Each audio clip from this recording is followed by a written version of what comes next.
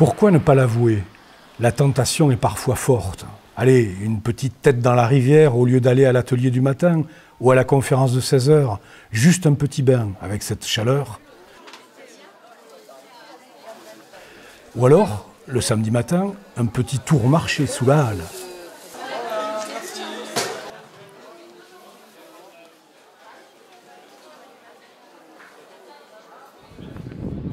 Mais le plus souvent, le petit démon avec une bouée s'en repart bredouille. Il y a toujours autant de monde dans les ateliers et aux conférences. Hier matin, c'était frappant, 200 personnes pour voir le film de Jackie Berroyer sur Béni Lévy. D'une certaine façon, moi je n'entendais dire que du mal de lui. Hein, c'est quelqu'un qui a posé beaucoup de problèmes à beaucoup de gens. Et moi, donc, je savais à peu près tout ça de lui, mais je ne m'étais pas intéressé vraiment à tout ça. Par contre, je m'intéressais à la philosophie, j'étais curieux, je me promenais un peu dans les textes comme ça. Enfin, j'ai jamais étudié vraiment sérieusement un système, j'étais un peu touriste là-dedans, mais enfin, en tout cas, ça continuait de m'intéresser, contrairement à des gens plus tard à qui j'ai montré le document, des types qui ont fait l'ENA et tout ça, mais qui n'ont pas réussi à être ministres et qui ont un poste dans les télévisions et qui disent « Oh, j'adorais la philo ».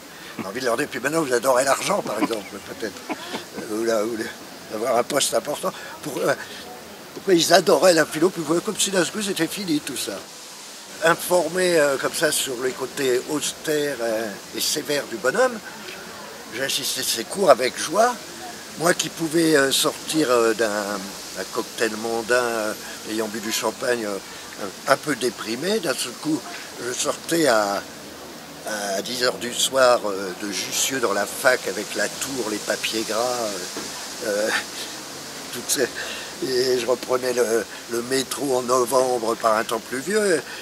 Il y avait tout pour se prendre et j'étais illuminé de l'intérieur parce que je venais de vivre dans ce cours. Donc voilà comment j'ai eu envie de communiquer ça. Or, ici, l'objet du savoir, c'est précisément comment ça se suscite un accord.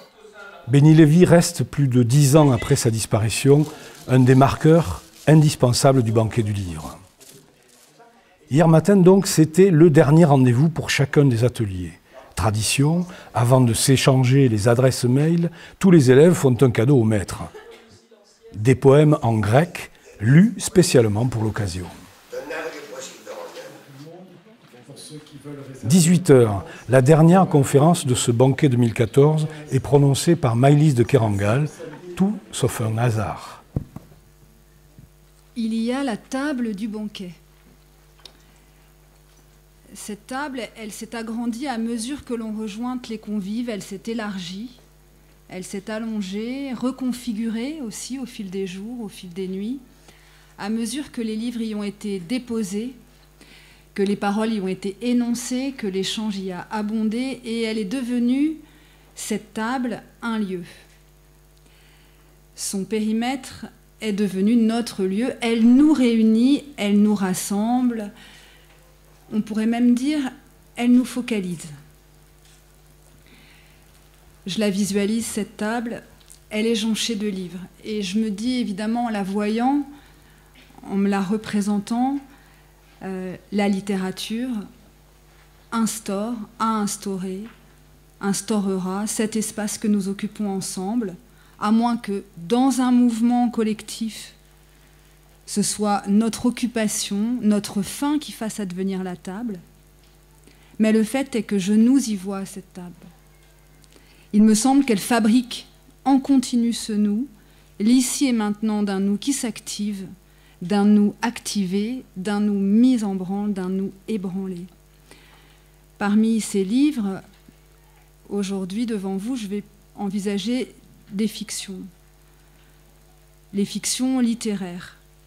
Ces fictions, nous nous en saisissons car nous avons toujours faim de fiction, de romans, de nouvelles, et que ces textes que nous partageons, nous avons le sentiment, en les lisant, qu'ils opèrent eux aussi comme de petites tables de banquet, qu'ils sont chacun des lieux possibles d'un mouvement commun, qu'un nous les rallie pour y prendre la parole.